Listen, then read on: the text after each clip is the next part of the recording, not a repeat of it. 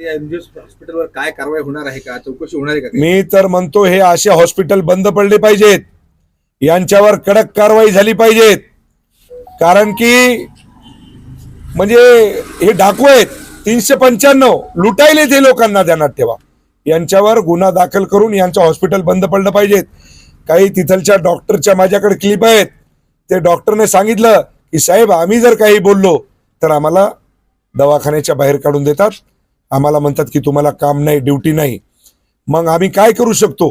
त्याच्या क्लिप आहेत माझ्याकडे तिथलच्या डॉक्टरच्या. जे पहिले तर तुम्हाला सांगतो की जे निकालचे काहीतरी डॉक्टर होते त्यांना त्यांचा मोबाईल मला घेण्यासाठीच 2 घंटे लागले हो. तिथलचं जे काउंटरवर बसणारा बिलिंगवाला असतो ते नंबर देत नाही, अरे रावीची भाषा करतोय. आणि एक तिथलचा बिलिंगवाला म्हणतो की साहेब तुमचं काम फार चांगलं आहे हो, त्याच्यामुळे मी तुम्हाला इकडून तिकडून करून कुणीकडून तरी तुम्हाला नंबर देतो. आणि मला नंबर भेटल्याच्या नंतर मी त्या डॉक्टरला बोललो, तुम्ही बघितली असेल त्या क्लिपमध्ये ते काय म्हणतायत, तर मी एक इथलचा डॉक्टर काम करणारा नौकर आहे. अरे मग लुटायलाय कोण? हा कोण लुटते? मग ही व्यवस्था कोणाची व्यवस्था आहे? अहो जे त्या डॉक्टर तिथलचे जे काही मला वाटते, आणि ते चॅरिटेबल हॉस्पिटल आहे, मला वाटते की ही सगळी लूट ताबडतोब थांबली पाहिजेत आणि त्यांच्यावर कारवाई झाली पाहिजेत, या मताचे आम्ही आहोत. कारण केवळ संभाजीनगरच नाही तर मराठवाडावर पेशंट जातात. मी तर तुम्हाला सांगतो, संभाजीनगर असल, मुंबई असल, पुणे असल, नागपूर असल, आज खूप मोठ्या प्रमाणामध्ये लूट चालू आहे गरीब लोकांची. ही थांबली पाहिजेत. याच्यावर शासनाने तुम्हाला सांगतो की कडक कारवाई करून निर्बंध घातले पाहिजेत. मतदारसंघातली आदिती सरकटे म्हणून ही एमजीएम हॉस्पिटलमध्ये गेल्या 10 दिवसापासून भरती होती. काल तिचा डिस्चार्ज होता. तिला दुपारी 2 वाजता डिस्चार्ज भेटला, पण पैसे नसल्यामुळं ते तिला डिस्चार्ज देत नव्हते. मग त्यानं आता शेवटी काय करायचं, मग बाबा आपल्या आमदाराला फोन करावा. मला फोन लावल्याच्या नंतर मी त्याची विचारपूस केली की काय परिस्थिती आहे. तर त्यांनी सांगितलं की 10 दिवसापासून पेशंट आमचा एमजीएम हॉस्पिटलमध्ये आहे. आतापर्यंत आम्ही 3,05,000चं मेडिकल आणलंय आणि आता आज डिस्चार्ज देत आहेत. तर आम्ही दवाखान्याची सुद्धा फीस 1,80,000 पेड केली आणि त्यांनी सगळं संपूर्ण दवाखान्याचं बिल 2,85,000 केलं. तर आमच्याकडे आता पैसे नाहीत. मी अर्धा एकर जमीन लोकांकडे घाण ठेवली आणि त्यांच्याकडून ते 4 लाख रुपये आणलेत, पण आता कोणी मला पैसे सुद्धा देत नाही. मी करू तरी काय करू? आणि आमच्या पेशंटला डिस्चार्ज पैसे नसल्यामुळं त्यांनी अडकून धरलंय. तर काहीतरी तुम्ही मला मदत करा. मग मी लगेच तुम्हाला सांगतो की तिथलच्या डॉक्टरला बोललो आणि विचारलं त्याला, तर बाबा काय? नाही पेशंट फार सिरियस होता, व्हेंटिलेटरवर होता, त्याला सिरियस वाचला नसता. अरे मी म्हणलं वाचला नसता तुम्ही दिलं काय? मला वाटते की हाताला लावायची जी सुई असती, ती कोणती स्काल्प म्हणतो आपण, ती त्या बिलिंगवर जर बघितली 300 रुपयाला. आपण जर मेडिकलवर जर घेतली तर ती 7 रुपयाला भेटते. NS जे सलाईन लावतो आपण त्याची किंमत तुम्हाला सांगतो की 2,000 रुपये. आणि इकडे मेडिकल जर घ्यायचं जर म्हणलं तर त्याची किंमत वस्तू तिथे 10 ते 12 रुपये.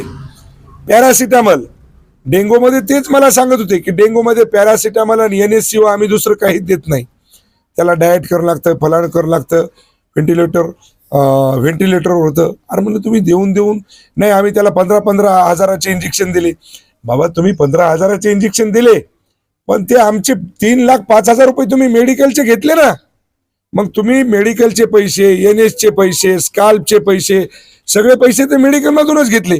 मग हे 2,85,000 रुपये तुम्ही घ्यायले कशाचे? तर त्यांनी सांगितलं की आमचा चार्ज आहे, नर्सिंग जे बर्दर असतो त्याचा चार्ज रोजचा 2,000. तिथलचा डॉक्टर एक तपासायला येतो त्याचा चार्ज 5,000. अरे काय धंदा लावला? लुटायचं काम. गोरगरीब लोकांनी काय मरायचं का? या ठिकाणी आरोग्यमंत्र्याला मी बोललोय. आरोग्यमंत्र्यांनी लगेच CS ला, त्यांच्या PS ला फोन केला आणि रात्री 11 वाजता पेशंट आमचा डिस्चार्ज त्या ठिकाणी केला. म्हणजे जर त्या मेडिकलमध्ये बी लूट, ते 15,000चे जे इंजेक्शन ते म्हणतात की आम्ही 1.5 लाखाचे 15,000चे इंजेक्शन दिलेत, ते 15,000चं इंजेक्शन बाहेर जर विचारलं तर त्याची किंमत 4,500 आहे. म्हणजे 15,000 कुठं आणि 4,500 कुठं? सरकार, मी सन्माननीय या महाराष्ट्राचे मुख्यमंत्री आणि सन्माननीय उपमुख्यमंत्री यांना जाऊन भेटणार आहे आणि या गोरगरिबाच्या व्यथा त्या ठिकाणी मांडणार आहे. काहीतरी वस्तुस्थिती असली पाहिजेत, काहीतरी त्याचा रेट ठरले असले पाहिजेत, काहीतरी कितीतरी तुम्हाला सांगतो 4 पटीनं 10 पटीनं. अहो 7 रुपयाची सुई आणि तुम्ही जर 300 रुपये घेत असाल तरी कुठे पाप फेडसाल तुम्ही 40 पट. हे कुठेतरी तुम्हाला सांगतो की सरकारने याच्यावर, तुम्हाला सांगतो आम्ही सरकारमध्ये आहेत, याच्यावर 100% समिती निवडून याच्यावर कुठेतरी निर्बंध असला पाहिजेत या मताचे आम्ही आहोत. परंतु ते MGM हॉस्पिटल कुठलं होतं हे आपण सांगितलं नाही आणि त्यावर आरोग्यमंत्री काय म्हणाले? आरोग्य मंत्र्यांनी लगेच तुम्हाला सांगतो की त्या ठिकाणी संभाजीनगरचे CS असतील त्यांना फोन केला आणि त्यांच्या फोनमुळेच काल 1,27,000 रुपये बिल कमी झालं. मला तरी वाटते ते 1,80,000 रुपये भरले ना ते सुद्धा खूप झाले आणि 3,05,000 मेडिकल हो. आता तुम्हीच विचार करा, तुमच्या माध्यमातून मला वाटतंय की मीडियाला लोकांना दाखवा की या दवाखान्यामध्ये कशी लूट व्हायली. ही लूट कुठेतरी थांबली पाहिजे. 100% मी तर तुम्हाला सांगतो, हे रात्रीचा जर आपण विषय बघितला तर फार गंभीर आहे. ठीक आहे, एखाद्या चांगल्या घरचा पेशंट असला त्याला VIP ट्रीटमेंट नंबर 1 ची रूम असली पाहिजेत. जसं आपण ताज हॉटेलमध्ये ट्रायडनमध्ये राहतो, त्याला पुढं TV पाहिजेत, त्याला हातामध्ये ज्यूस पाहिजेत. ही सुविधा माझ्या गोरगरीब लोकांना नाही. अलग लक्षात, आम्हाला गरजही नाही. पण ज्या ठिकाणी तुम्हाला सांगतो शेती विकून, शेती काल घाण ठेवली आणि 3,05,000 रुपये मेडिकलचं बिल पेड केलंय.